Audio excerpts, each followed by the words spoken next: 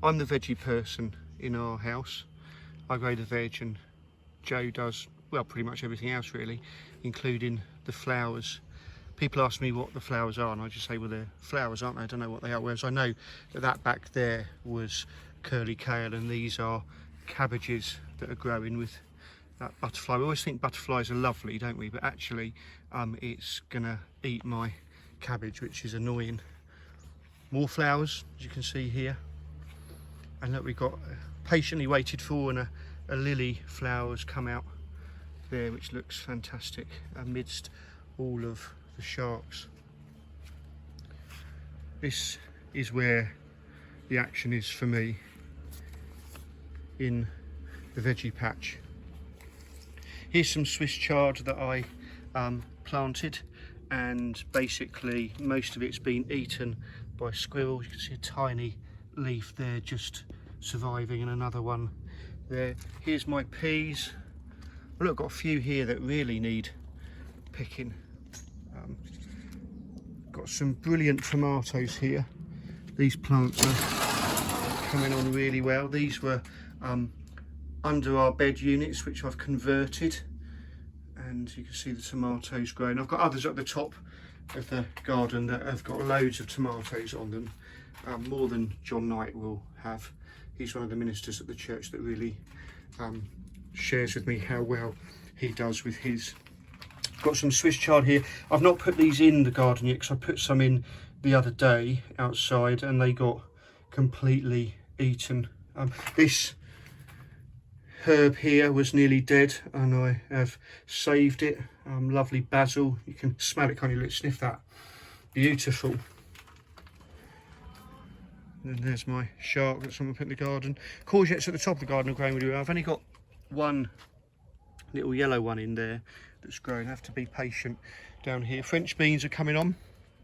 My mum's French beans have got loads on that she's already picked, that she puts on our WhatsApp group to, I think, boast to me, which isn't very kind of her. I've got more tomatoes here.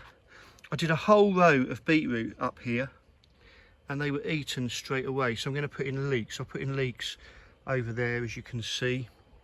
I'll put in some leeks here that are going well. These beetroot are phenomenal in here, and I've got some Swiss chard here that is actually working, which is great. And then I've got some Brussels sprouts here and some celeriac growing up here. Don't know what that turns out like. And then chickens here, which I won't eat them, but I definitely have their eggs. What gardening has taught me is something that my dad tried to teach me years ago when I used to water his allotment at the age of about 15. It's taught me patience.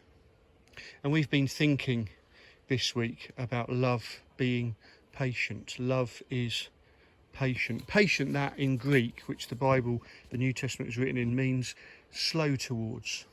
So I move slowly towards something. It can also be interpreted as long enduring.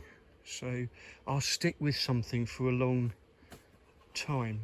It can be long suffering. So I'll stick with it a long time, and I know that that might be difficult.